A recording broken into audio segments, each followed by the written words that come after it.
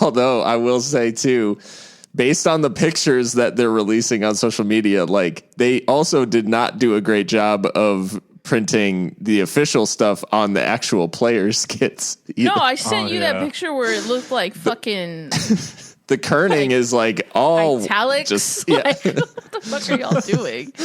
They sent me a ransom note on Borelli's shirt. Y'all made these shirts at house. Like, what is good? Wow. Oh no. See, this is why we need to hit the record button early. I did. Intro secured.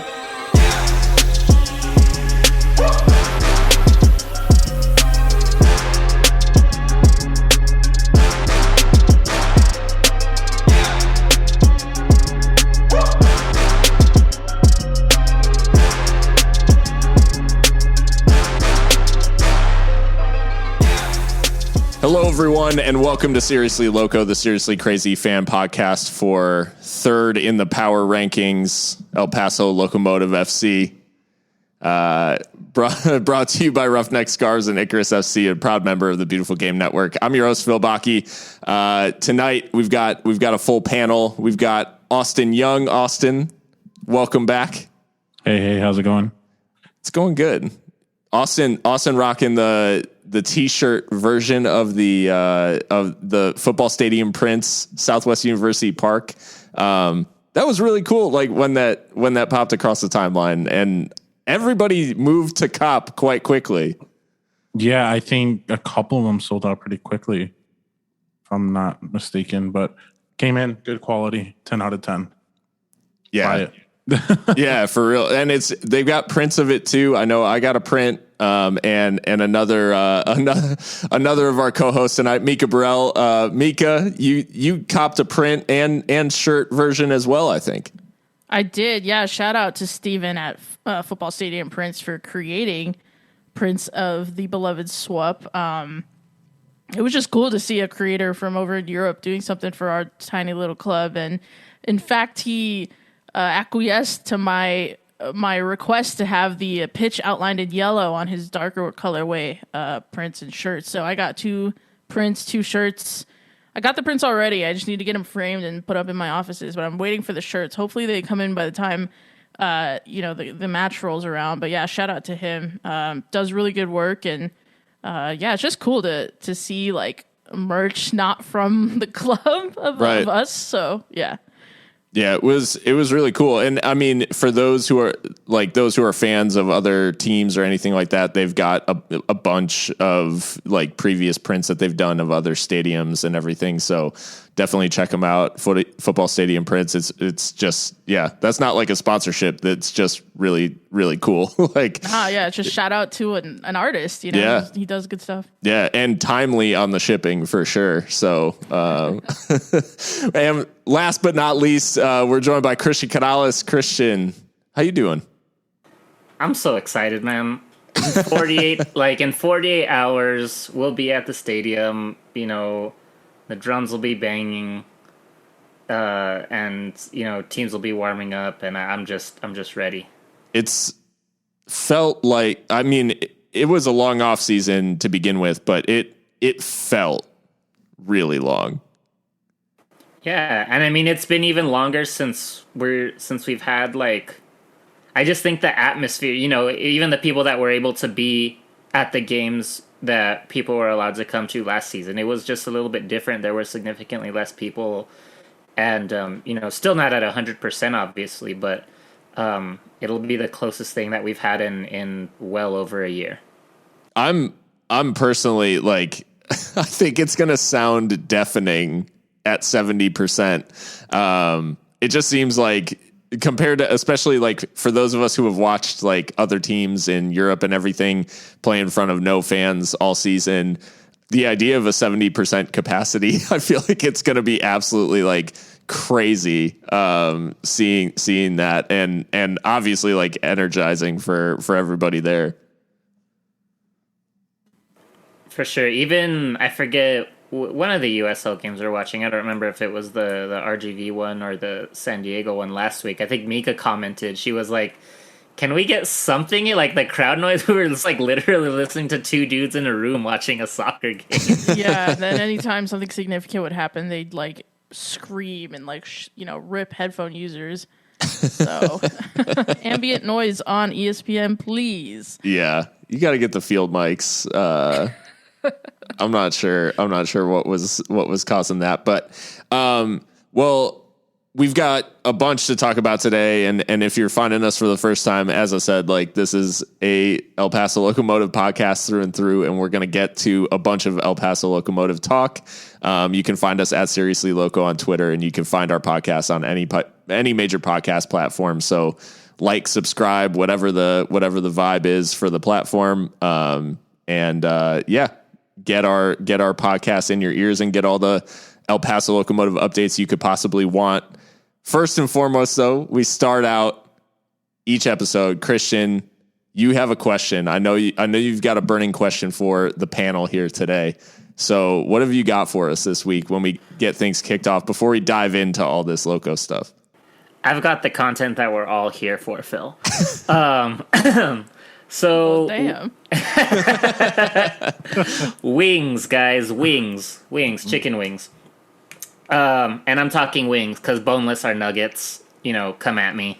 Starting it off spicy, no pun intended. But when it comes to wings, I didn't know this was a thing until well into college when someone made this comment. But apparently there are people who are either flats people or drums people, which is insane to me because they're all delicious. So I'm wondering where you all stand on this. Ooh, okay. I'll go first, I guess. I actually, this is such a cop-out answer because you're right. Both are good. Like, realistically, does it make much of a difference? I don't know. I like flats better. Like, I feel like there's more like surface area to work with. It's usually like a uniform shape for the most part, flats are. But drums are easier to dip. So they have their pros and cons, you know what I mean? But I guess flats kind of edge it for me, but they're both good. Like, such a weird, people die on the weirdest hills, especially about food. So it's got to be all flats. It's like you said, more surface area, more chicken. It's a certified big boy that flats are the superior wing. So obviously Austin's one of the people that takes this super seriously. All right. Austin does not stand for drums. So I don't have a super strong opinion either way. I think my thought is, like, I can definitely see the flats argument, given that drumsticks just do have a lot of miscellaneous stuff going on. So I can definitely see that argument. I enjoy it all the same. For me, it's a vehicle for sauce. Like, it's really, it's just Truly. like, if the sauce isn't good, then it really doesn't matter if it's a flat, a drum, it doesn't matter. Like, if the sauce is good, then I'm in. I'm with you. I agree that flats are, better all around, but I'm not the person, and I don't know if this is the point that Austin was making, but I'm not the person that will say, like, flats only, please. Right. Yeah, I've never, and like, I didn't know until I was older as well that like people order like that specifically. Like, I just go with whatever they give me, but I've never worked at a place that served chicken wings, but I can't imagine being like back there and someone being like flats only and me being like, God damn it, like picking drumsticks out of the fucking, like, oh shit. Like trying to count out. Person's getting pure drumsticks. Yeah. And someone's having like a Super Bowl party who's just like hardcore flats only. And they're like, I need 1,000. You're just like, God damn it. Like, that's all I'm doing today. Is to get the hell out. That's what you need. I don't know. If anyone has like dealt with that problem, please, like, at Seriously Loco, let us know, like, How bad is it? Or are they like pre-separated already? Yeah. Making it easier. I don't know. Who knows? Jesus. Well, Austin, I mean, I know you've got the stronger opinion, so I want you to speak not it. necessarily stronger. I was going to say from experience, like when I worked at Pizza Hut and people would ask for flats or wings, we would go into like the pre-separated bags already and take out the flat or take out the drum. So at least that's how They it are works there. separated, at least at Pizza Hut. Okay. Not separated by flat and drum, but like you would put like pre-made baggies of the servings. Yeah. Oh, okay. Got you. Yeah. That makes sense. At least that's how it worked there. So work smarter, not harder is what you're saying. Yeah. Yeah. No, that makes sense. I don't know. Wings, flats, depending on the situation, I'm good either way. But as we dive into Locomotive, we're at the end of preseason. We're on the doorstep of the start of the regular season now. A bunch of USL teams have actually already played last week, and a couple are and the week before, I guess, too, right? Like, it's been a couple of weeks now, and there's some teams who are actually playing their like second or third game this weekend, depending on who they are. So I just thought it might be worth running through some of the results so far. The first weekend was pretty lean in the West. And by that, I mean, I actually don't think a Western Conference game got played in the first week because the Oklahoma teams don't count anymore. They're Eastern Conference. But last week in the West, there were a couple of big results and some games that we definitely had a side eye on in terms of like prominence in the Western Conference. Phoenix, obviously defeated us in the Western Conference Finals. They gave San Diego Loyal that work 4-1.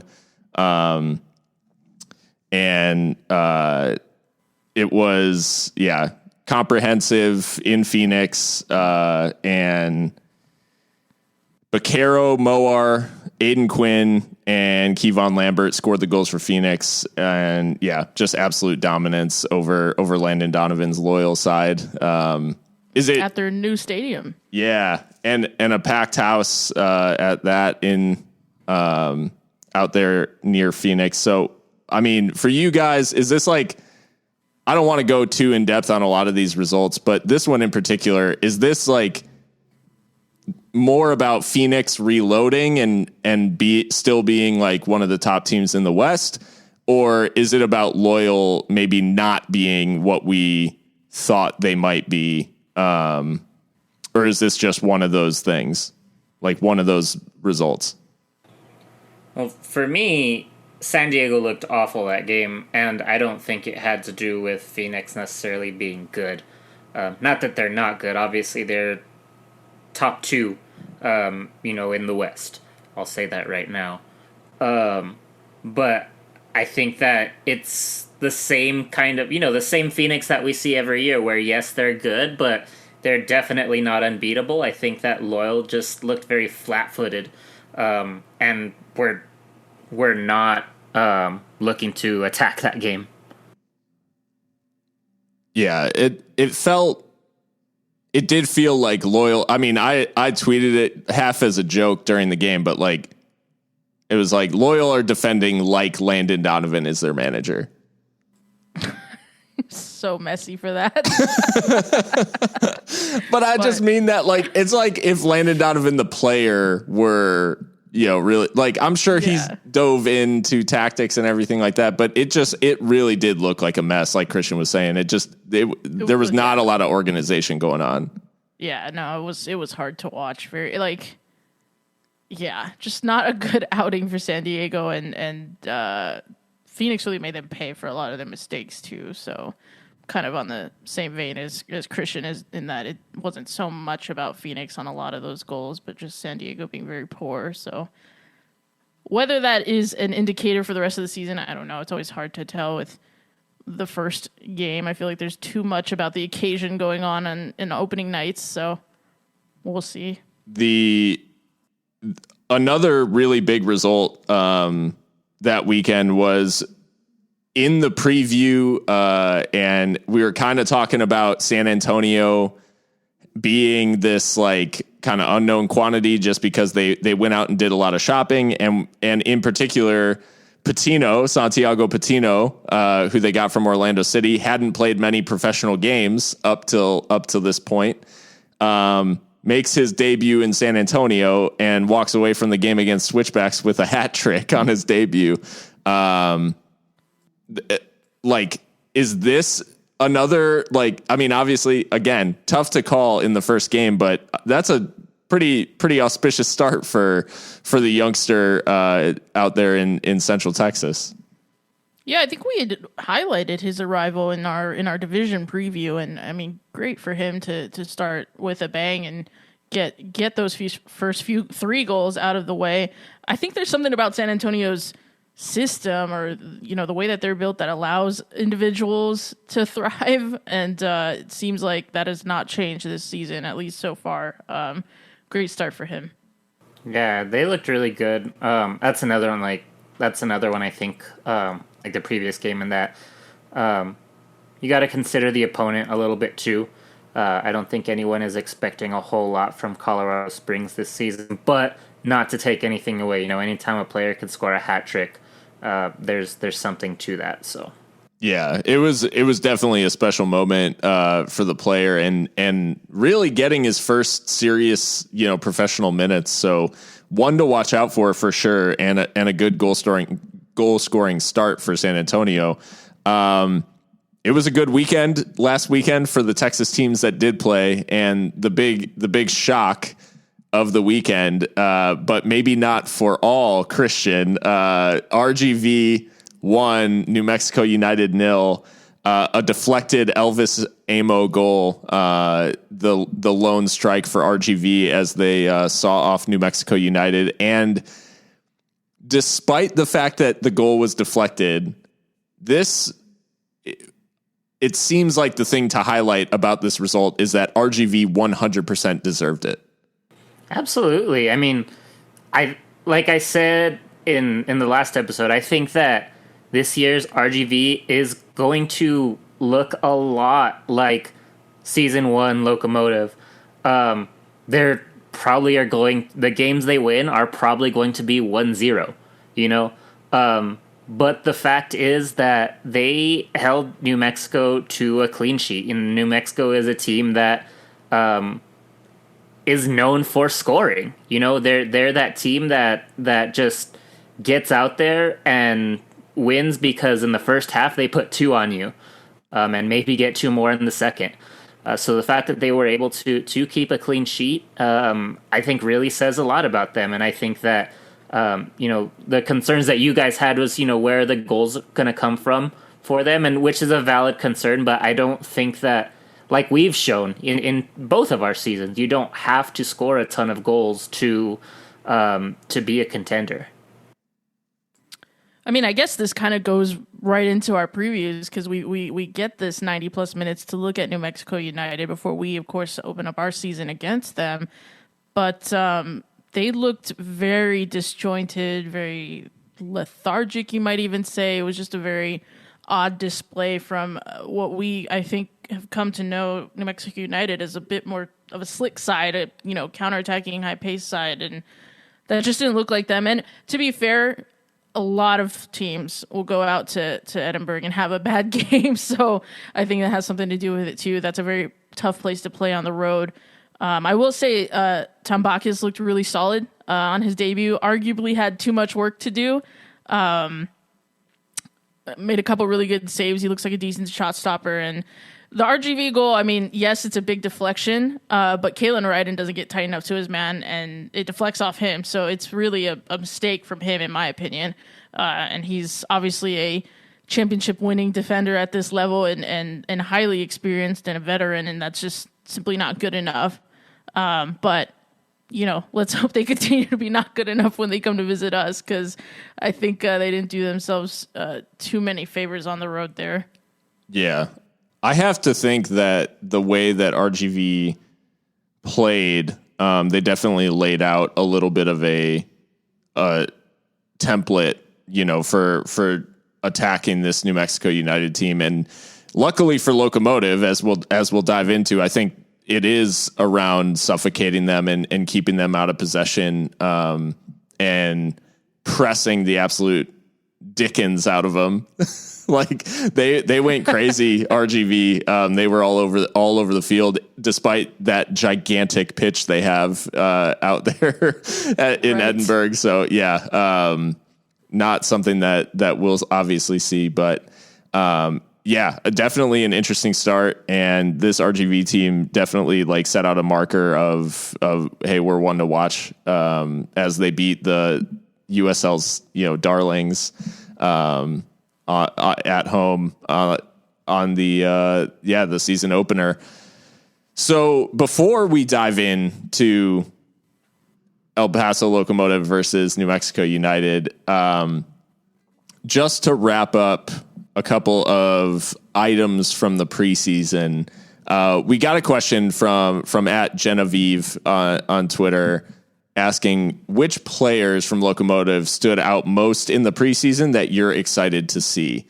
I think there's a couple of angles to take this question on, so I'm really interested. Who comes to mind for you guys as we kind of go around the horn? And maybe, Austin, we could start with you on this one. Which player, when you think about this preseason, really stands out to you that you're looking forward to seeing as the season gets underway? I think, I don't know if it'd be an obvious choice, but I'd say Luis Solinak, just to see, kind of, it seemed like he had a decent preseason, but at the same time, see how he can develop throughout the year goes. And we really didn't have a striker last year outside of Maron, so it'd be interesting to see. We went from having Kiesewetter the first season and was kind of like our go-to guy, but now it seems like we might have somebody again here that we can rely on to bring those goals again. So. Yeah, big goal scoring return for San Antonio certainly last year compared to what we had, and yeah, I think decent, definitely a decent preseason for him, and I almost look to some of the goals of the players around him in preseason, where Apodaca obviously grabbed a few, Gomez grabbed a few. But that almost feeds more into the idea that he's having an impact not just on his own goal scoring, but on the players around him as well. Yeah, exactly. If he can set up around him as well, that would be fantastic. On top of putting some in himself. So, Mikka, who are you really thinking about as far as the preseason? We've got Lucho now for Austin, but who comes to mind? Oh, I will continue to put respect on the name of Mishak Jerome. Guys, if you haven't been to any of the preseason games or been looking at any of the training pictures, the guy is in the shape of his life, it would seem. He looks incredible. Having come back from the Achilles injury, and then there were concerns about kind of his physique, and he looked a little bit bulky out there, not in the good way, I guess you could say. I think it was right for fans to be a little bit concerned about that. And, all those things put together is this an athlete that can, stand a whole season? He looks amazing. And he's moving really well. And this is his third season now. So he's well versed in this system now. And I think he'll be an excellent partner for Niall Logue, who himself is also a monster of an athlete. So, Mishak's just been a revelation. He looks great, and I'm really thinking that he'll have a really, really good season.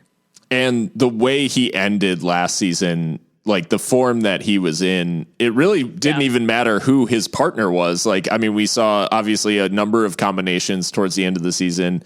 And despite the fact that at the beginning of the season, we talked about Mishak as a little bit of a liability, by the end, he was, the first name on the team sheet practically.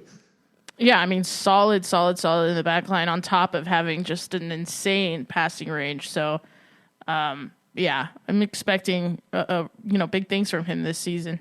Absolutely. Christian, who's on your mind from preseason?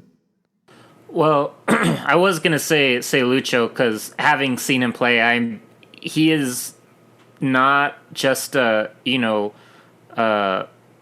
a big guy to put in the box. He is so good with the ball at his feet. I was so impressed by how he moves with the ball.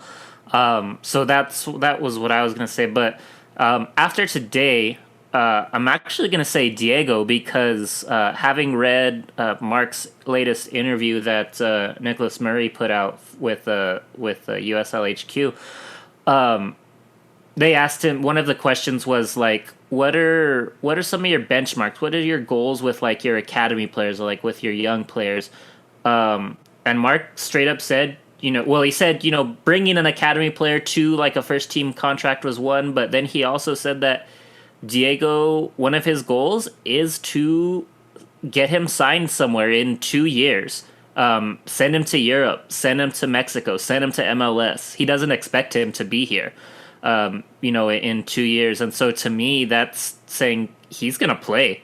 You can't do that if you're not on the field, So I'm expecting him to play a lot this year. And I'm obviously that means that he's got some quality to be 17 and to have Mark putting that kind of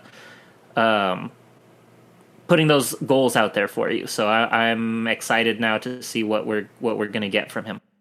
Yeah, I mean, I think his preseason performance speaks for itself too, in that he bagged some goals. He was assisting goals. Like, he was heavily involved in the preseason, and obviously, there's more opportunities for players kind of on the fringe and all that. And I think there will definitely be a learning curve for Diego coming from, an amateur level or a youth level and now playing with professionals. And we've seen that learning curve with some MLS2 guys who, they get out on the field with grown men and they learn, they learn a lot pretty quickly.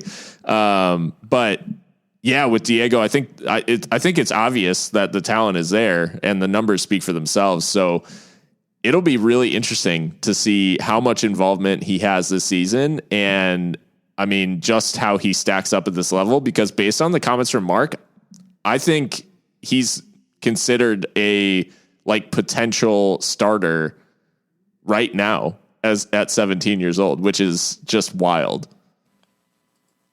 That's nuts. Yeah. I mean, like you said, the boys get on the pitch and learn a lot from grown men. But I mean, I think the advantage that young Diego has is he's got a lot of grown men in the locker room that he's been learning from all these months. So I'm expecting he'll probably look very composed and mature compared to others his age. So I'm really excited to see what he can do. The player that comes to mind. So we've kind of talked about each area of the field now. I think there are some obvious players, that we think about in terms of guys who are going to consistently be on the field. But the player that I'm really excited about coming out of preseason, compared to maybe last season, is Josue Aron Gomez, because his preseason was kind of had this feel of like a redemption tour. Like, he was scoring goals for fun in preseason. Like, he bagged quite a few goals, mainly as trialist one, but he was getting on the score sheet kind of a lot. And I'm really interested to see now that I think the competition for places in attack has amped up to a level that we've not seen yet with this club. There were a lot of guys who kind of knew that they'd be in and around the team. I think Aron, for better or worse, was going to be out there because we needed him to be. And right now, with the addition of Aiden, they're competing for a really similar spot, a really similar style of play.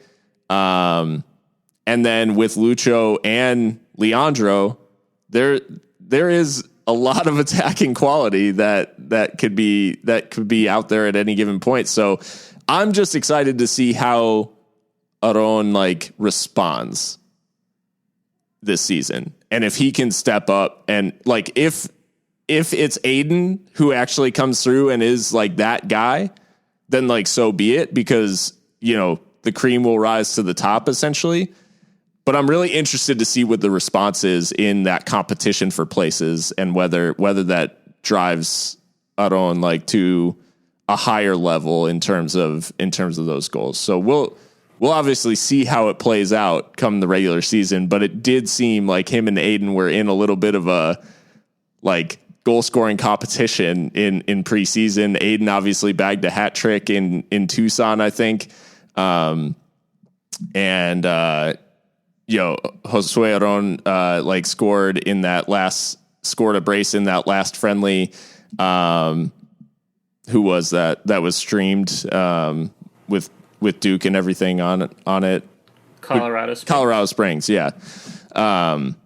So yeah, just really interested to see that competition and see how Aron responds. But and I think it's this is almost like a turning point in his career, a milestone, or whatever you want to put it. Because, I mean, at, I think, 25, 26, however old he is, I think that he's, like, at that, like, peak striker age, like, sure. like in his kind of coming into his golden years here. And so I think it's important, as far as his career trajectory goes, to have a good season here. Because I think that if he has any ambitions of taking it to the next level in terms of, maybe getting out of USL to another league somewhere, that this is the chance to do it. It might not happen if, you have 2 slump years in a row, and slump purely from a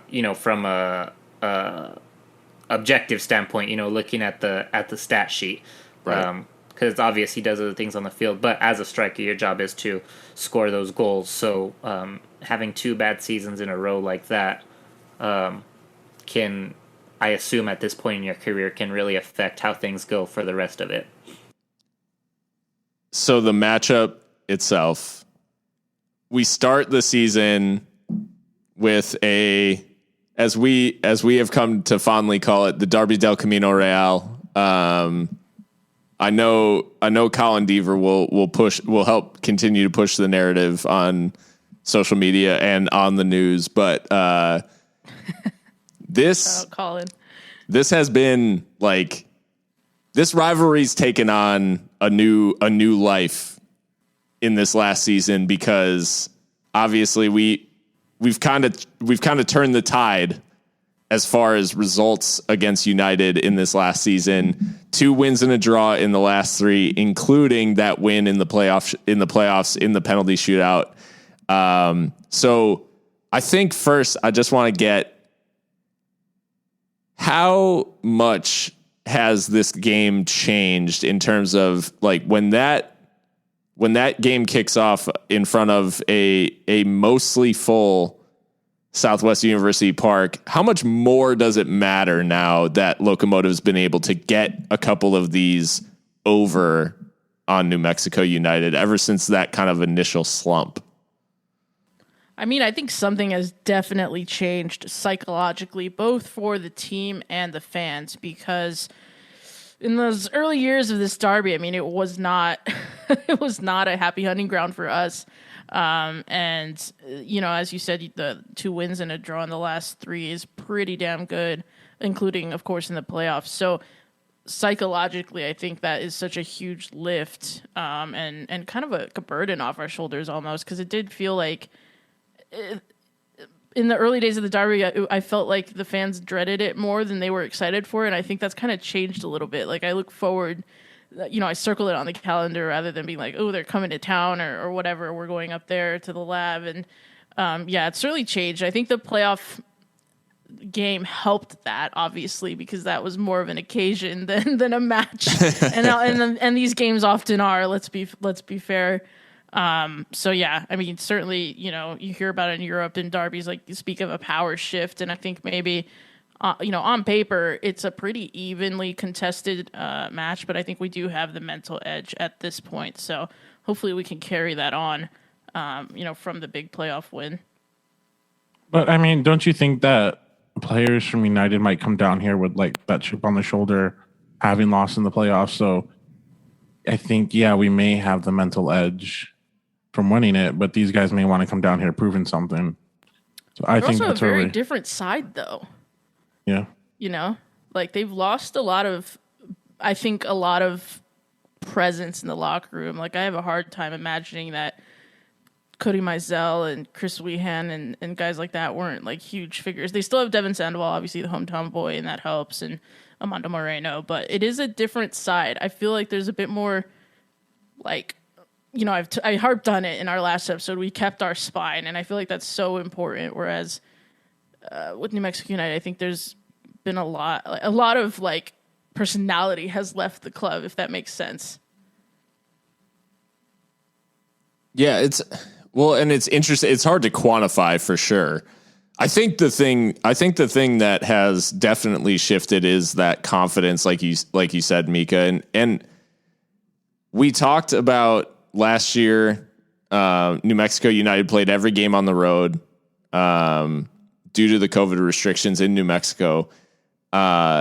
They start this season with 2 consecutive games on the road, and the first one, obviously, as we spoke about at the beginning of the episode, not a good start for them in terms of going to RGV and looking like they were a little bit blunt in terms of, you know, like you said, Mikka, they normally look this kind of fluid side that, you know, counterattacking. They don't create a lot of chance. I think it's important to note, like, they've never been a team that creates a lot of chances, but when they create chances, they often are very dangerous or very high quality. This game against RGV, like, not only did they not create a lot of chances, but they didn't create like a lot. They didn't create even the few good chances that they normally create. And to be fair, they did have, I think, one dangerous moment that Tyler Derrick, was quick to deal with, but it just didn't have that same feel that New Mexico United has had.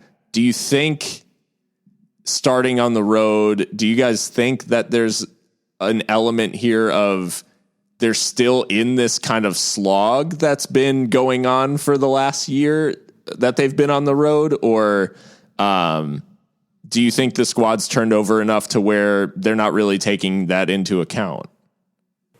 I think that there's something to that for sure. I mean, I can't say for sure, but even the new players that they brought in might not have played in front of fans in a while. So it still might be a thing that a lot of people on the team are getting used to, even the ones who are, newly signed. And for the ones that have been with New Mexico, I think that it's a huge thing. To go through that long off season and to still come back to play and it still be, not home. And with a team like New Mexico, they do have I don't know what the right word is. I'll say vocal, supporter presence that they certainly do feed off of. It's important to them, as it is to a lot of teams. But I think that I would imagine that when that first home game comes around for them, that if it doesn't happen on Saturday, which I hope it doesn't, I hope that they wait till they get their first match at home. But I hope that I imagine that they'll get that there will be a significant spark. Sorry, I kind of rambled there. There will be a significant spark for them that playing in front of fans will bring. I think they're all very excited about that opportunity. They are going to have fans, right? And Mikka, our resident... Yes, I believe so. And Not resident New Mexican, sorry, but... Whoa. New Mexico law specialist. But, yeah. Yeah, I believe they are going to have fans. I don't think it'll be quite as much as what we're having, but I did see something that the governor of New Mexico is kind of pushing, where if you send in a picture of your vaccine card, like you get a free ticket or something. Oh, which my God. I feel is like it's no Krispy Kreme. Interesting, but also like those are medical records. Okay. New Mexico United's gonna be a custodian of my medical records. Got it. HIPAA night at the lab. Yeah. So yes, they will have fans, and I mean that's a fair point, Christian. I think we've seen in Europe, especially South America too. I mean, like all around the world, these huge clubs that are known for the raucous fan bases, some of them have suffered without the fans there, and I think that's not a coincidence. I mean, dare I bring up a certain Liverpool?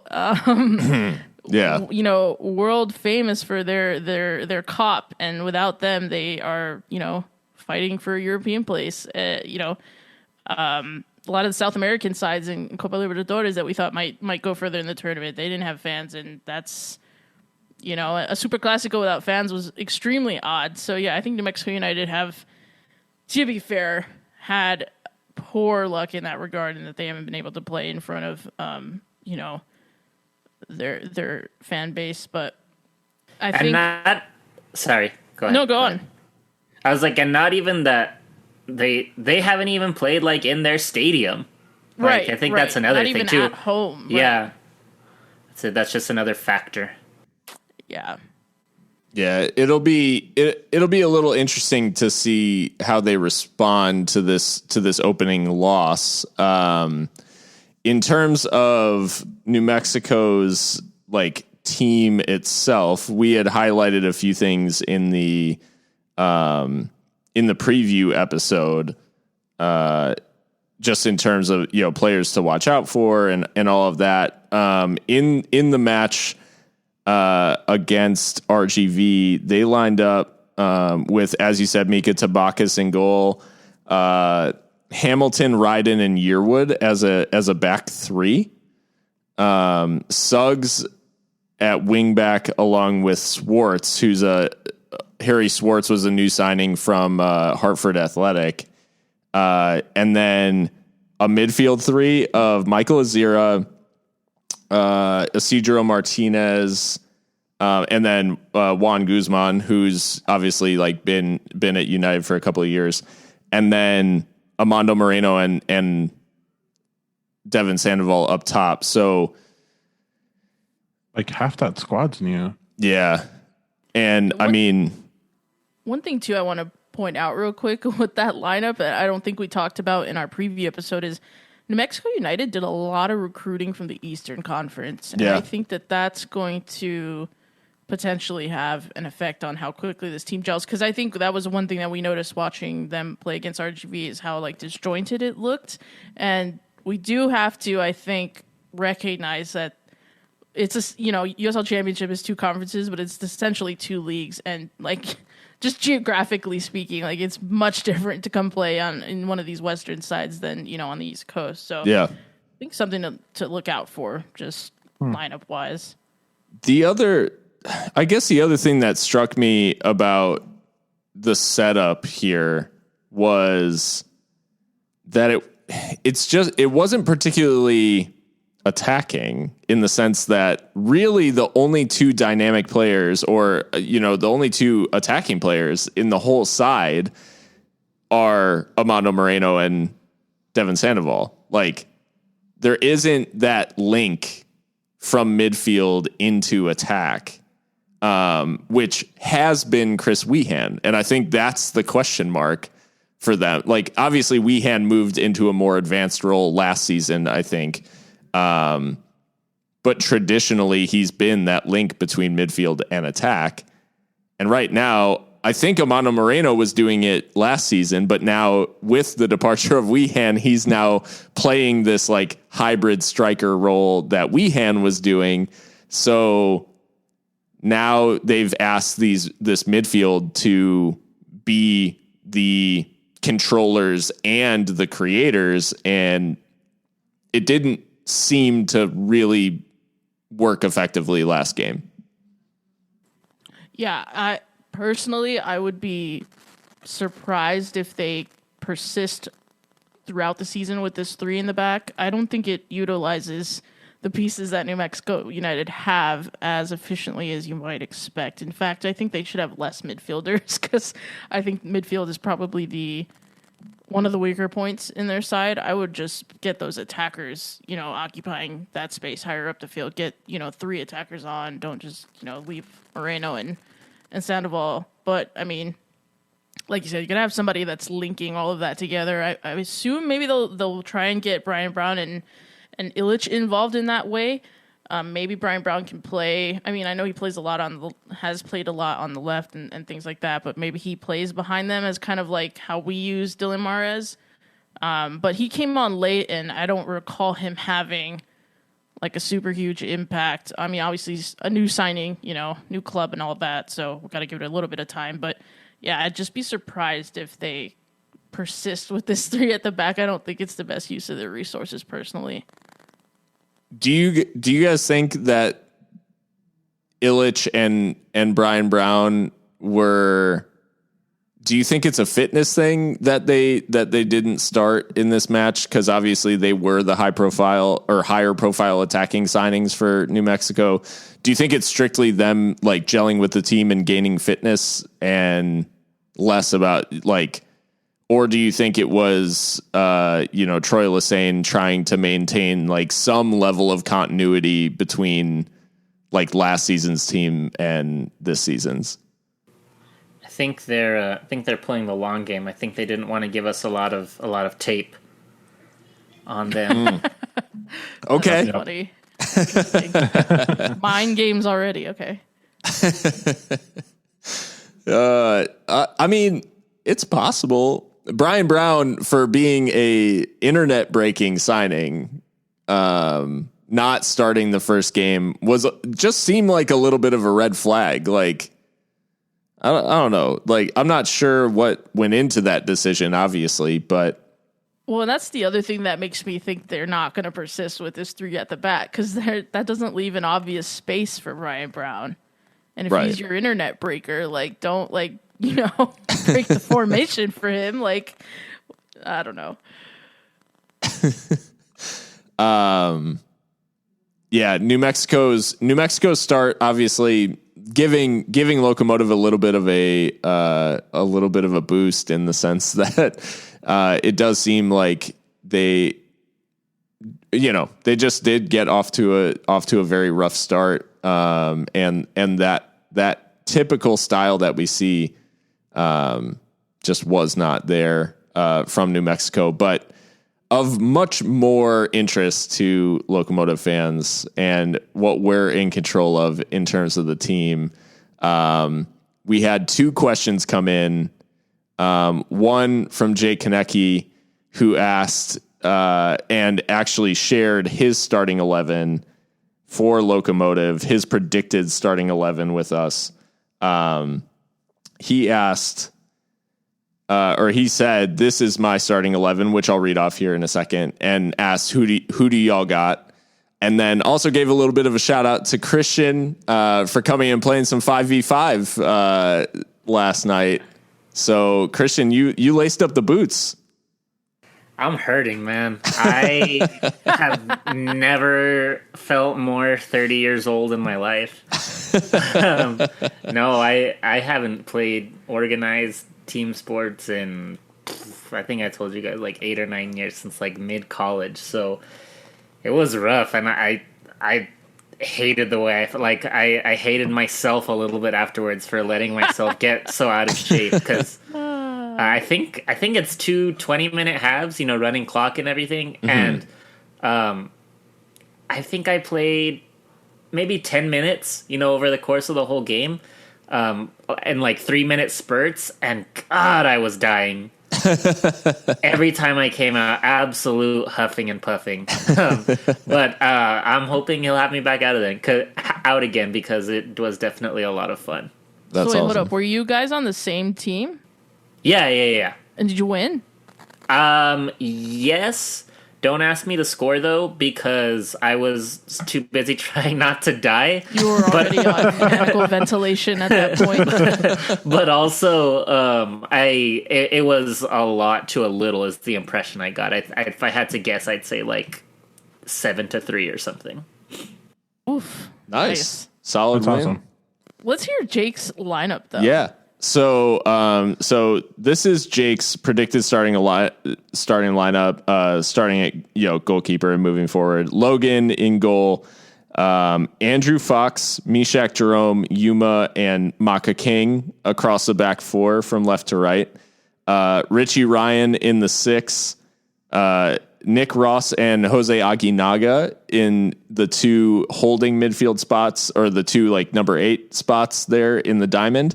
Dylan at the top of the diamond, and then Lucho and Aiden Apodaca up front. So the two new boys in attack.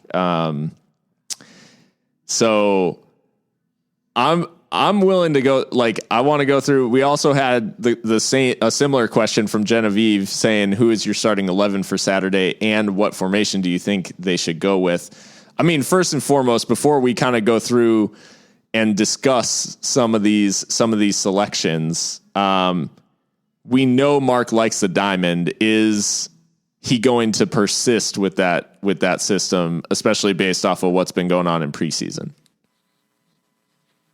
Yeah, I think that's here to stay for now. Agreed.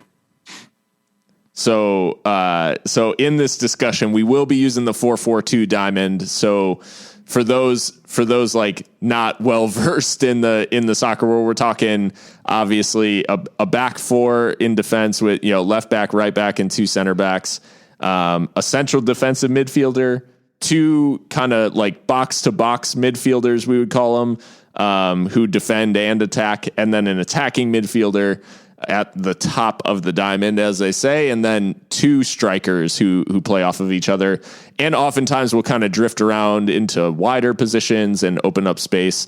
Out of possession, this diamond becomes a 4-3-3 in the way that it presses, with Dylan being the center presser, and the 2 forwards pressing wide. But anyways, I digress.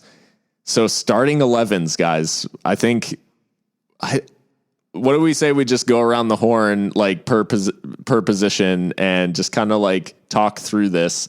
We'll use Jake's as our like template, and we'll kind of, agree or disagree, or maybe offer an alternative, as we go through.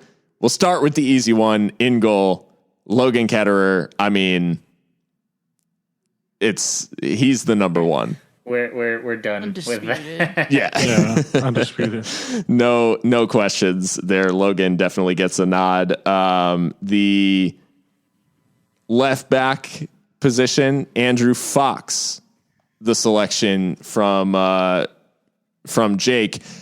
The question mark around Andrew Fox being that he spent a lot of the end of last season hurt, and Ader Borelli stepped into that spot. So do you think that Foxy gets his spot back at the beginning of the season, or will we see Ader out there on the left?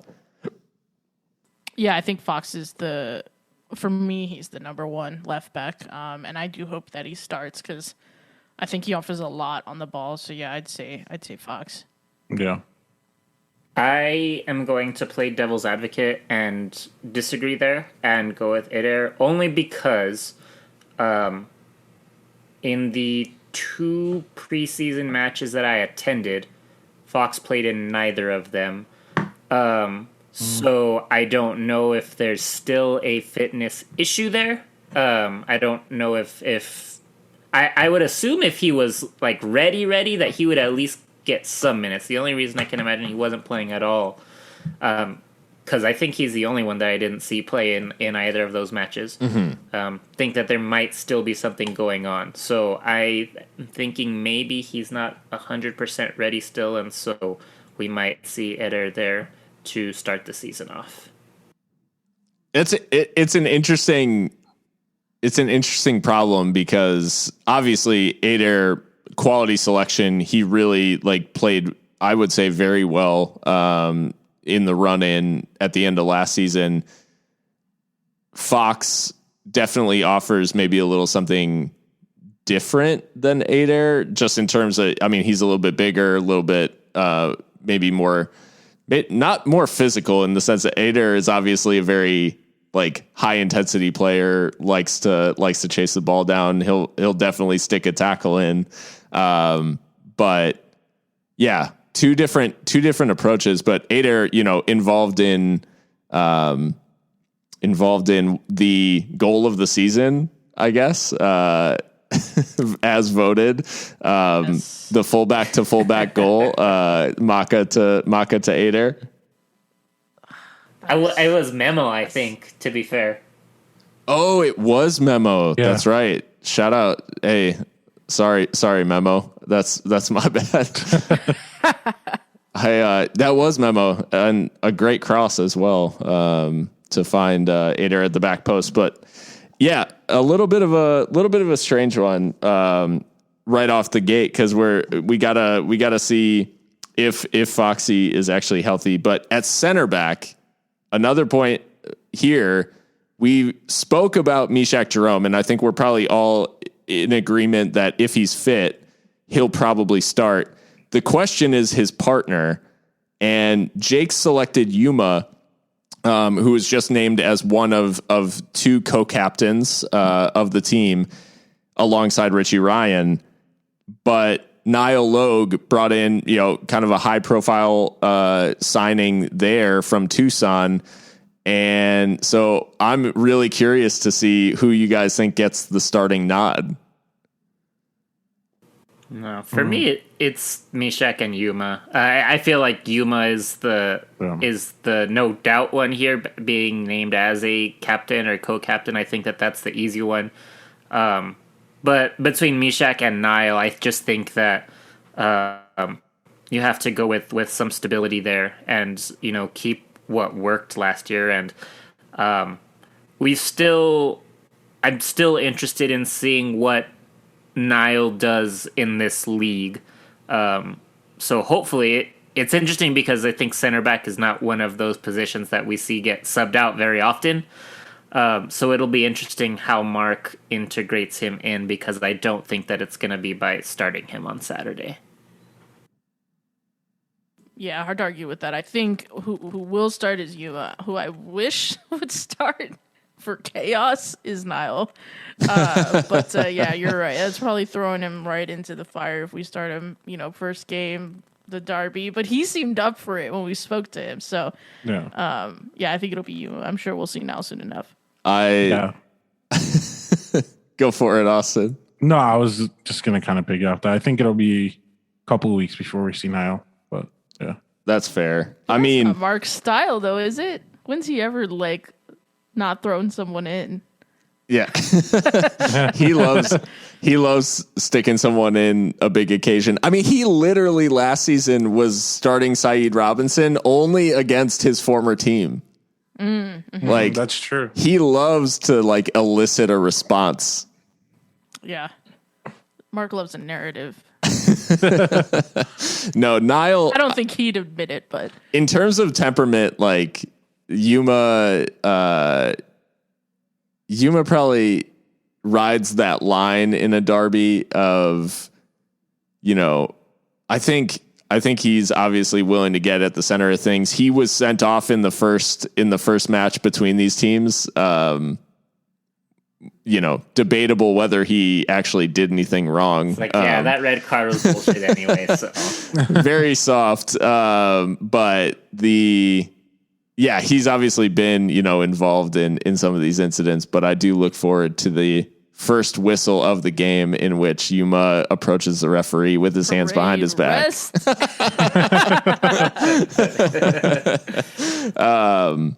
So then, in one of his youth games, he swung at someone, and so he had to be never again. Yeah. My thought about Niall's introduction is I think Mark will pick the spot against a team where we know we're going to have loads of the ball.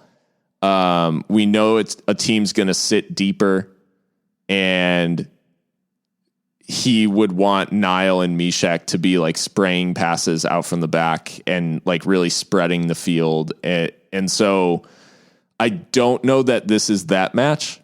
There are games where I think Niall and Mishak will literally be playing quarterback from center back, just trying to distribute, they'll be just playing these long diagonals, trying to split, or maybe long balls over the top.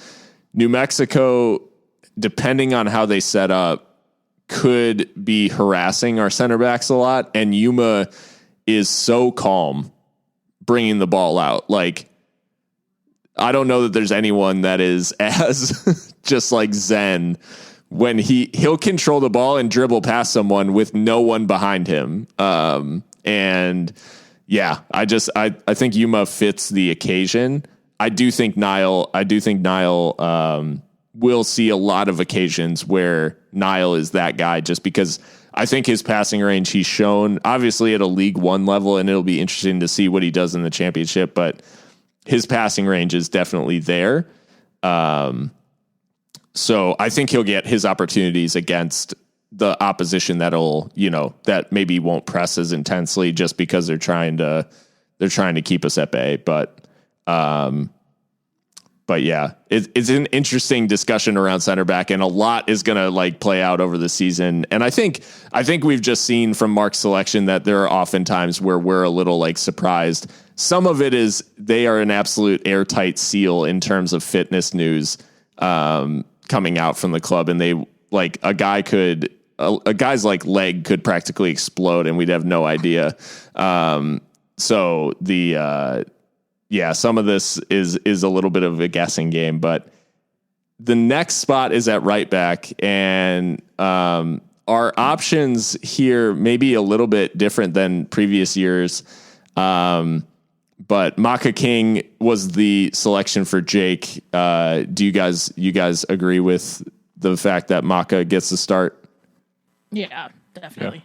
Yeah, definitely. Questions? I don't see that, because I think the option is Boehner, right? And I don't feel like his role here is an 11.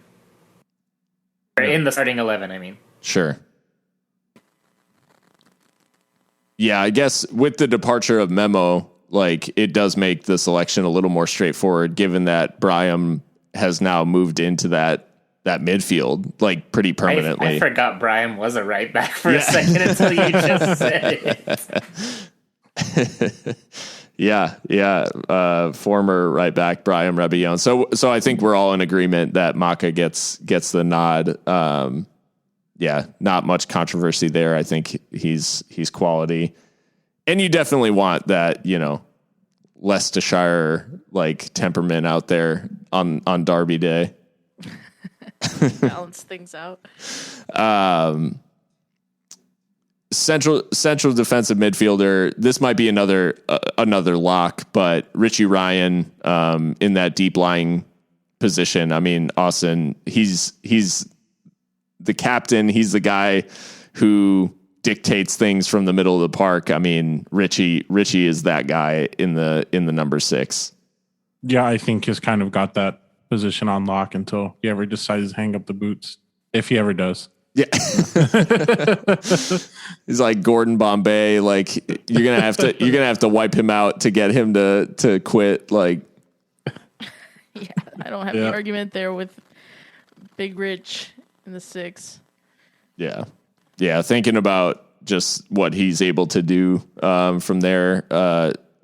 Couple of big goals last season, and I mean particularly against New Mexico United, the Dylan Mara's goal in the playoffs. Obviously, Dylan has a lot to do once he receives the ball, but the initial pass through and the control and winning possession back is all done by Richie Ryan.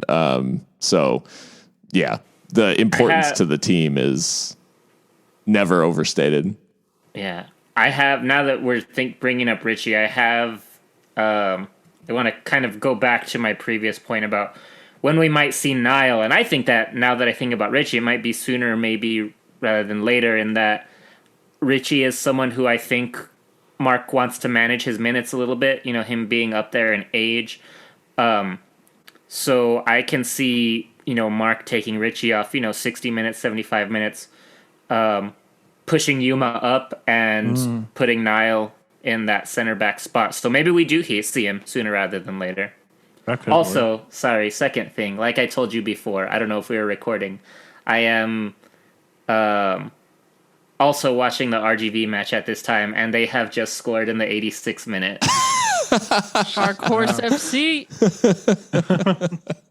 I'm going to be watching their scores for the rest of the season, and Lord help us if they play and another night that we record, because I will have to be providing updates because I'm riding this. Nope, I don't. Is it a pun if it doesn't relate to them? I was going to say I'm riding this train. That's a big result too, potentially, for RGV against San Diego Loyal.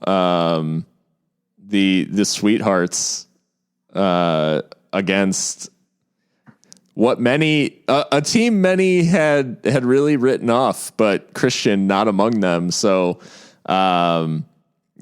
this is it's an interesting development, and a late goal, late winner, always good for the confidence. But so as we move forward in midfield, this is where things get a little bit interesting. And the selections start to get a little bit maybe more nuanced. We know, especially from Mark's comments over the years, but in this Nicholas Murray article that just dropped as well, Nick Ross is a fixture in this midfield, and basically the only thing that will keep Nick out of this team is either managed minutes or an injury. That's fair. Yeah, I think. I mean, I think Nick is misunderstood a little bit. I think because he does things that are not flashy, shall we say? He's just a tidy midfielder, tidy on the ball, and keeps the game flowing. But that's very invaluable. So yeah, he starts on the left of the diamond for me. And he's another another Richie. It's a lock every game. Yeah. I think Nick in that spot does so much for us, and Mark really values what he does bring. So yeah, there's no arguments there. I think it's Nick all day. The question is who partners him, and Jake's picked Jose Aguinaga. Definitely a more advanced, I would say, like a more attacking choice, given Aguinaga's role with Phoenix. But who do you guys think is going to be next to Nick in that diamond? I really like the idea of Aguinaga starting, because I think actually Aguinaga, Ross, Ryan is really nicely balanced. But I think maybe for opening night, some seniority will win out, and maybe Brian Rebellon starts on the right side of the diamond. And then we see Aguinaga later, maybe. I like the choice, though. I think that's really nicely balanced, and I hope that we see a lot of Aguinaga, because he was very good at Phoenix. So, yeah, but for this one, I think it's Brian on the team sheet. Yeah, I think we want to see Aguinaga, but it's going to be Byram for sure. Yeah, I have to agree. I think, going back to what we said about New Mexico and how there's just a lot of new faces there, and so things might look a little disjointed. I think that that Mark, I don't feel like Mark is that type of person to do that, especially if he doesn't have to. So that tenure and that familiarity, I think, is going to be a priority. And I think especially as we move on to the rest of Jake's lineup, I think for me that's too much new blood in there, as both of his forwards are the two new signings too. Sure. Yeah, we'll certainly speak on that in a second. I think Brian is the choice. I think we spoke last episode about how much space Mark asks the midfield to cover. And against New Mexico United, one of the things that you want to do is just not allow them any sort of space. The closing down, keeping people from having that ability to launch those counterattacks is so important. And Brian does an amazing job of covering just a lot of ground in that midfield. In addition to, towards the end of last season, especially adding in some goals from midfield, which were really important for us down the stretch. So Brian, is associated, I think, with grafting a little bit in midfield, and we had this idea of like, hey, he's really hardworking, he's good on the ball, but he's not like this really super attacking or like super dynamic player. But he scored some really important goals for us down the stretch. So yeah, I think I agree with you guys, but not even just because he's the Lowry choice, but I think because he has earned that spot in midfield and like through just playing really well. Yeah, for sure. The top of the diamond is maybe a little less controversial than that other spot. Which we didn't even mention the fact that it could easily be Chapa who's in there next to Nick. Because it could be Brian, it could be Chapa. It could be Jose. There's a number of midfield options that Mark now has, which I think we all feel pretty comfortable about. But the number 10 role, that playmaker at the top of the diamond, Dylan Mahrez is in there for Jake. And I mean, he was that guy all last season. Do you think we see him to start the season again? Yeah. Not a doubt. I think we definitely see him. Yeah. I think Mark loves to point to Nick, and in this article with Nicholas Murray, like points to Nick as like, hey, this is the unsung hero. I think Dylan is obviously more hyped, but there's also like a really big reason behind that, because he is visibly one of the best players on the pitch every time he's out there. Like, not just for Locomotive, but in every game, he's one of the best players. Well, yeah, 100%. And I think also in a game like this where probably tackles are going to be flying in and there will be fouls, I think he's also indispensable in that, because if we get a free kick on the edge of the area, like, watch out. Yeah. Yeah. Because he's got really dead free kicks. So, yeah, Dylan Mahrez is a lock, definitely, at number 10. In preparation for this game, I will watch Dylan Mahrez's goal in the playoffs against New Mexico at least 100 times. Create a GIF. Keep it on a loop. Hold up. Let me say GIF so I don't get canceled. So, forwards. We have like genuine striking options now. Previously, this may have been like a moot point. We may have known exactly who was going in there. But as you said, Christian, Jake has picked Lucho and Aiden to start up top. 2 new signings. What do you think this striker pairing is going to look like? Because rather than some of the other positions where we may kind of pick them in a vacuum based on like what we think of the player, this pair really plays off of each other. So the composition really matters to an extent. So what do you think this pair looks like on Saturday? I think that we have two different types of forwards. We have the big bodies. We have Lucho and we have Leandro, and then we have kind of the more mobile ones. We've got Aron and we have Aiden. And I think that we'll consistently see one of each.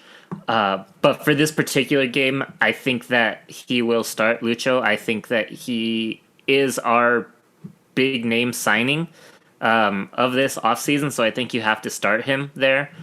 And then I think in the other role, I think we have Gomez for 2 reasons. One, I just think that you have to start with that familiarity if you have that choice. Just same as why I think Brian will start. And I think that I haven't seen too much of Aiden yet still, but I just think that Aron has that intensity that New Mexico requires.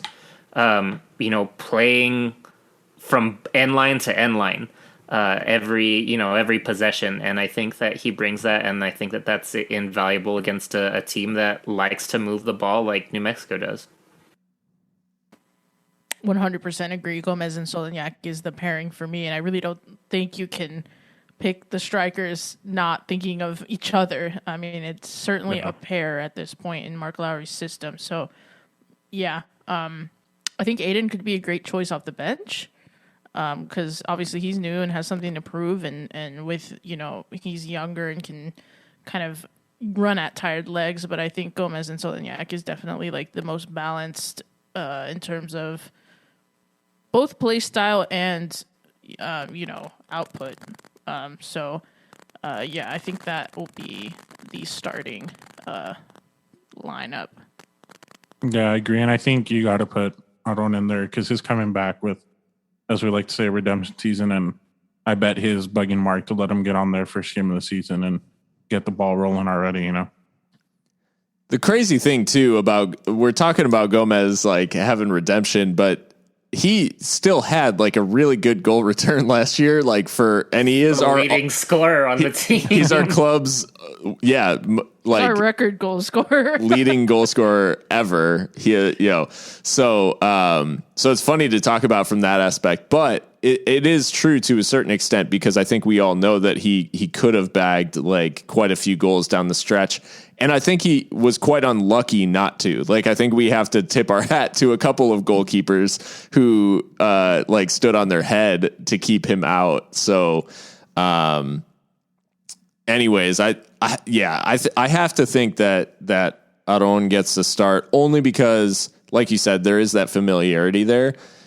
I'd say that Aiden has a big opportunity to potentially play himself into a starting spot. And I definitely don't definitely no criticism for Jake selecting him like in a potential starting 11. Cause he showed in preseason that he has a knack for goal scoring. I think he, even coming off in the bench in Reno, he was, pretty prolific given the minutes that he actually had. So, he can absolutely be a starting option. But I do think for all of the reasons that were mentioned earlier, in particular, Gomez's pressing ability, he's going to be invaluable against this New Mexico side in particular. And it'll remain to be seen like whether Aiden, usurps him at some point or what Gomez can do. But, I really am thinking that Lucho Gomez pairing could be pretty potent in the right circumstances, and hopefully they bring the best out of each other. So starting 11s to the side, now comes the reckoning, the first pick'em of the season, the first Seriously Loco. Oh man. Before we move on, I want to, if Jake Kaneki does listen, I want to know if he got to a phone charger or not. He used his phone's last breath to hit that retweet button. Oh my god! Just to reply. Yeah, Jake, your shit was living on a prayer. Retweet sent. Fades to black. Yeah. Fades to black. Cinematic. The key to keeping the lineup fresh is I'm dead.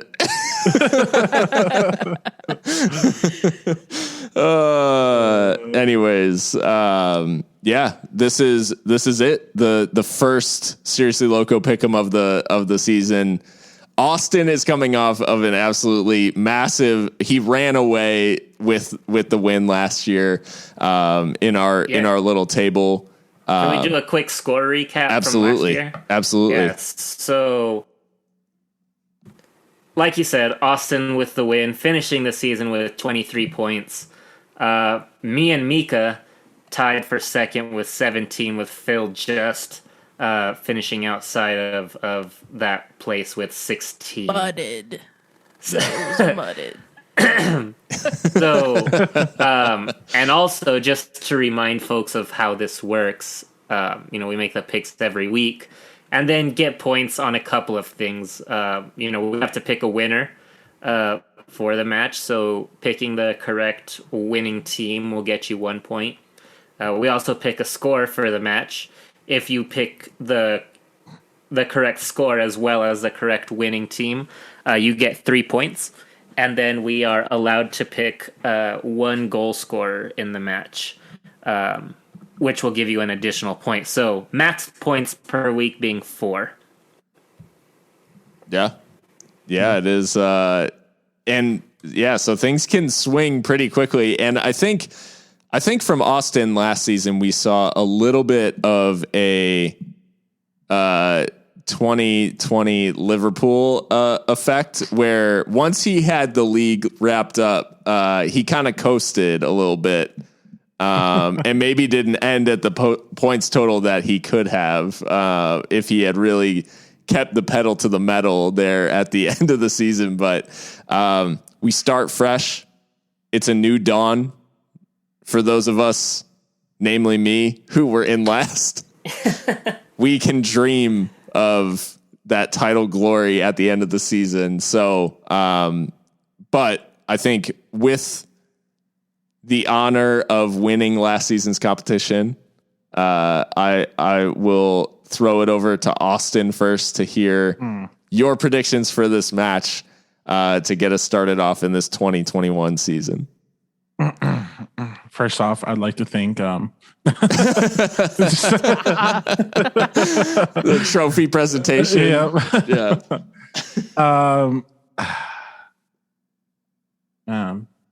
I think I'm gonna go 2-1, and Dylan starts the year off with the scoring. All right. I think we should just go from top to bottom. I'll let Mikka go next.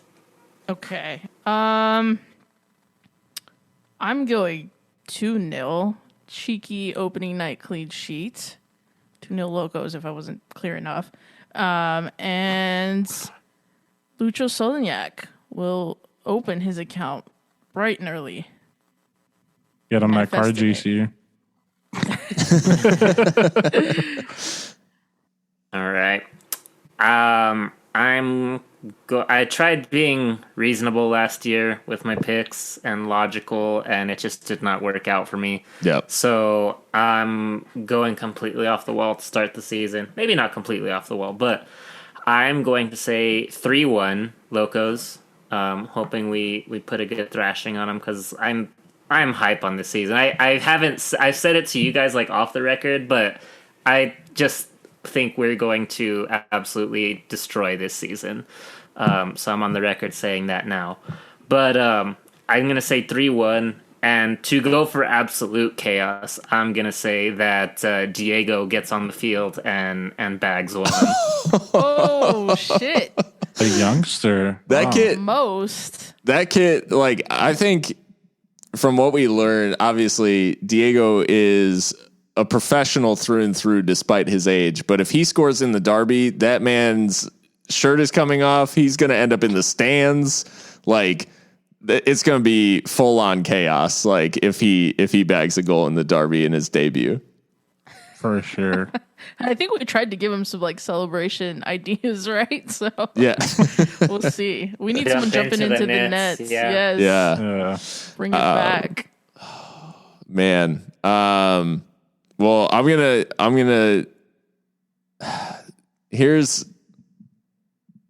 where I'm thinking. So opening night 2 seasons ago was a 3-1 loss.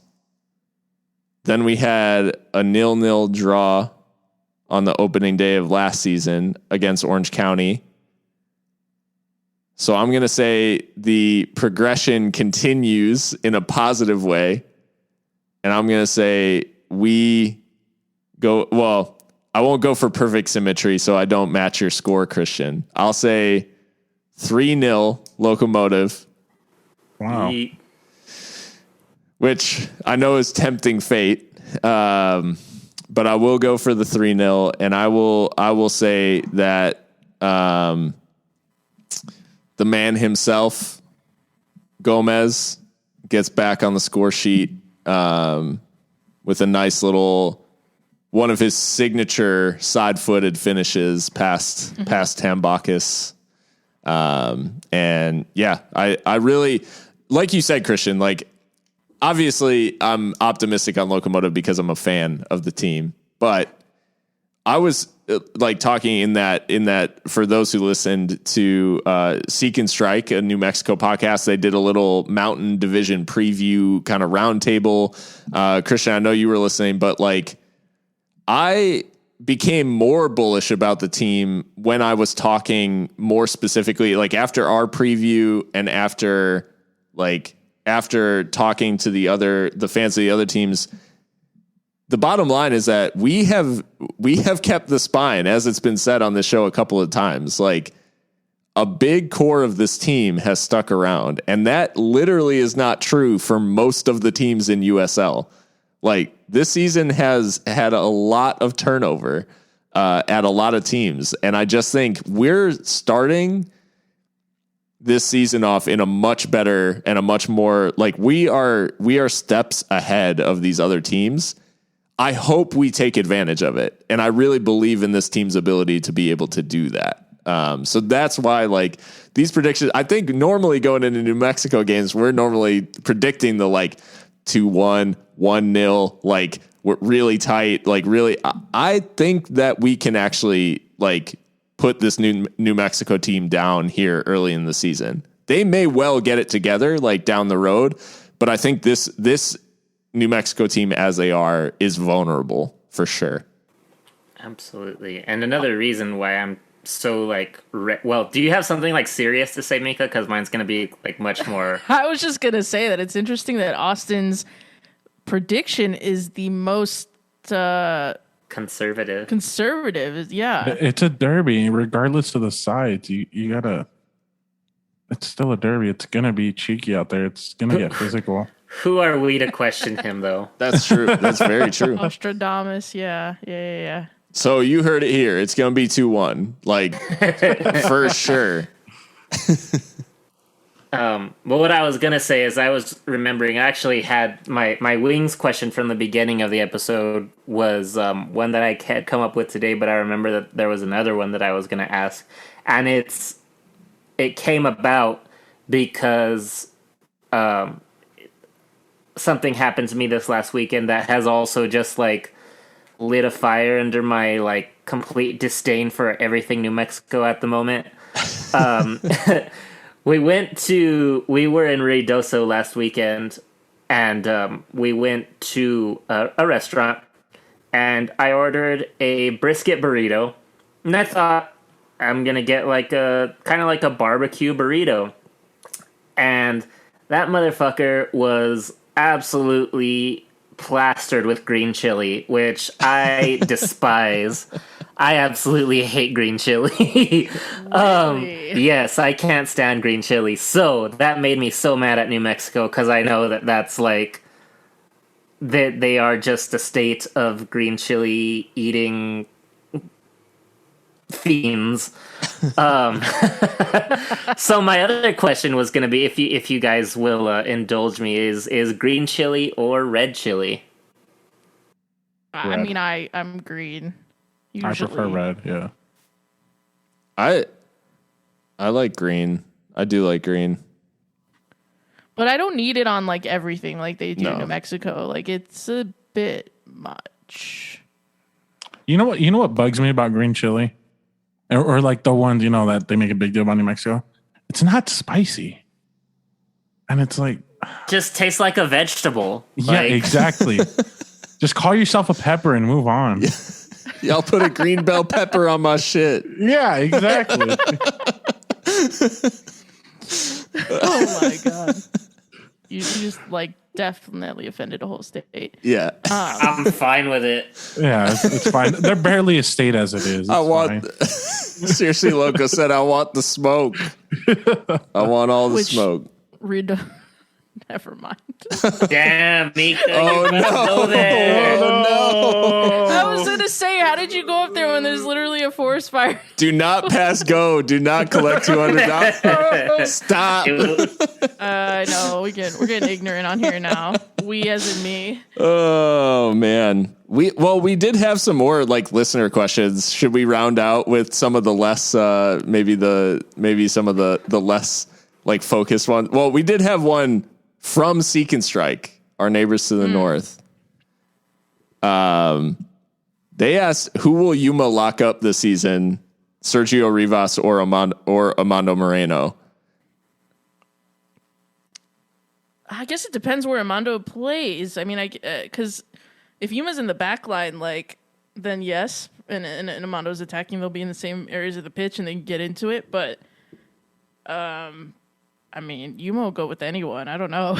Speaking of wanting the smoke, Yuma, yeah, like, he will be wherever it is. I thought it was interesting. Sergio Rivas, like, he was another second half sub, so I'm not sure if that was, another, not misdirection. I'm not saying, it's not all necessarily mind games from Troy Lesane, but how much of this was like early season managing fitness in this trip to RGV, and is Sergio Rivas gonna get a start? Like maybe Brian Brown gets a start, like these sorts of players who didn't start this game in RGV. So, but I think we have to think back to that playoff game at the end of last season for New Mexico.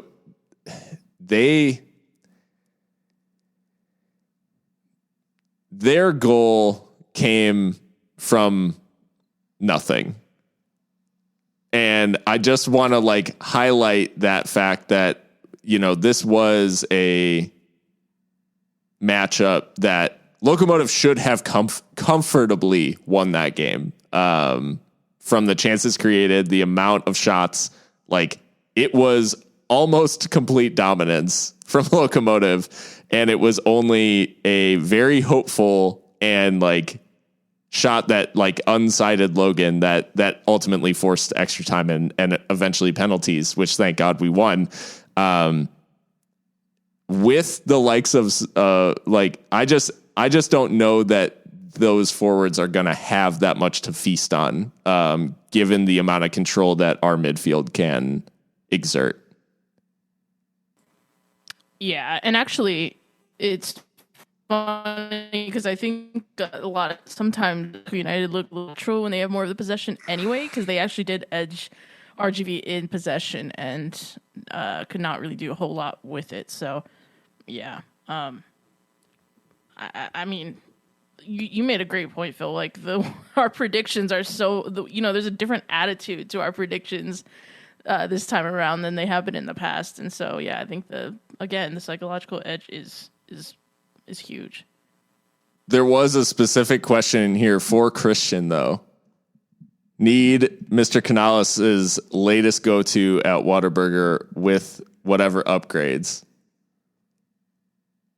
Okay. I need to peek at the menu to see what's in season right Definitely now. not green chili. Yeah, whatever it is, it's not going to have fucking green chili on it. I'll tell you that right now. This is like basically a food pod. Between all the player interviews, yeah. Let me see what's in season right now real quick. That Buffalo Ranch chicken strip sandwich is here. I think you said you were partial to that, didn't you, Phil? That shit is thebomb.com, and I will get it every goddamn time I go to Whataburger when it's in season. Absolutely. There was one time I ordered it out of season because it was still up on the thing, but they didn't actually still have it. And they legit put a fucking buffalo packet and a ranch packet in a plain chicken strip sandwich in a bag and said, make your own, my friend. Like, I have a friend who does that. Like when it's not in season, he'll order a chicken strip sandwich and get a buffalo and a ranch. Yeah. Make it himself. Yeah, yep. I think right now, if we win Saturday and possibly even if we don't, that might be the move. No modifications needed. That Monterey Jack cheese, the buffalo, the ranch, you're good. Yeah. It's a perfect choice. it really is MVP like when it is on the menu. Phil, what are you having Saturday? Just kidding. That was cold blooded. I hate y'all. Said that was cold blooded. Yeah. I don't know. I'll find something. Maybe I'll make my own Buffalo Ranch chicken strip sandwich. Scenes when Phil throws the gates open at the SWEP Yeah. on Saturday. Oh my God. Imagine. Slow motion return. What is? Yeah, I'm playing the Walks out of the smoke when the players are coming. I'm playing the piano out on the pitch. Just They're gonna put Wild Thing over the PA. we had some extra questions. One of these is from the maybe lesser known but equally renowned or equally notorious supporters group for El Paso Locomotive, not the 8th Notch, who we do love dearly, but the 9th Notch, who asked, will Estrella prices go down or stay the same this season? Inflation, my friend. Yeah. They're only going up. We need those dollar beer nights over here. That's what we need. Oh, we don't. I've got bad news for the 9th Notch because let's be real, like a season of empty stadiums and no baseball, they're coming for your wallets. Minimum, you have to buy 2 beers every time. I mean, they done made the bitch cashless. Like, they're not playing. They are saving payment methods out here. Like, Yeah. Yeah, They're gonna have like mirrors reflecting sunlight onto the stands. yeah. So you're just dying to get a beverage. They're paying with Face ID, like just oh my God. yeah. Black Mirror FC. Yeah. Yeah, so I don't think they'll go down. I don't think they'll stay the same. I think you're about to see a hike. And that's not a criticism of the club necessarily. That's just the way things go. I think Pat sent one, did he not? Pat did send one. Will the Curse make a road trip? I think I saw somebody tweet that some people are coming down. I'm trying to find it again. Yeah. I mean, I'd be surprised if they don't. Yeah. They can get the smoke too. Yeah. Come pick up your green chili while you're over here. I like how he put the curse Yeah. capital letters. Oh yeah. That is developing into a nice little rivalry as well between 8th Notch and the Curse. Although it has gotten like fairly petty recently. Can get a little toxic, yeah. He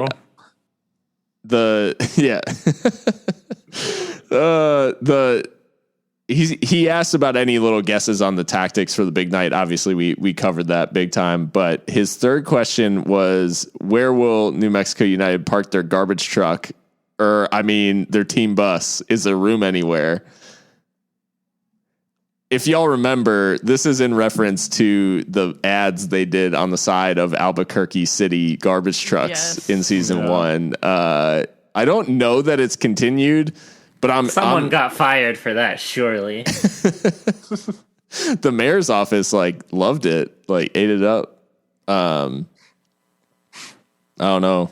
Meow Wolf was happy with it, I guess. Speaking of Meow Wolf, they are debuting a new sponsor. Are they now, or maybe they already did? I don't know. I don't be following them like that, but I did see something flash across the TL. Yeah, they said I think they've always had a different sponsor for their away shirts than Meow Wolf on the home. And it was previously Crane Shares, which is a hedge fund that invests in Chinese companies.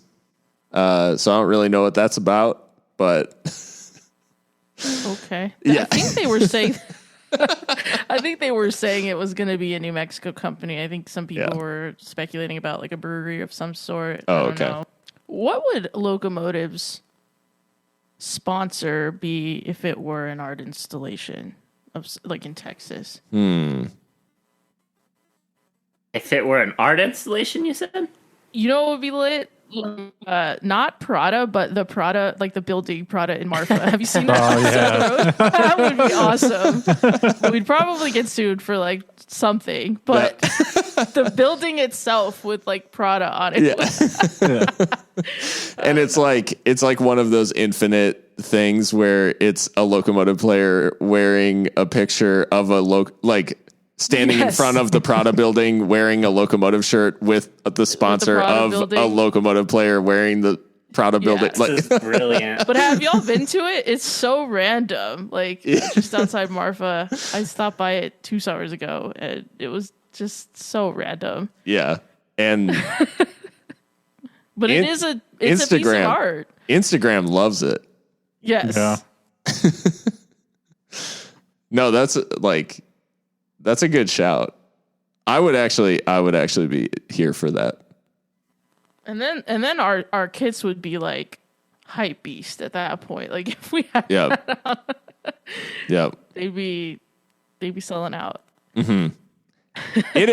I mean, right now with the amount of generic ass kits that are dropping in USL, like the Puma hexagons are like a whole meme. Right now, because every shirt is just hexagons. But all you got to do right now is drop a slightly different version.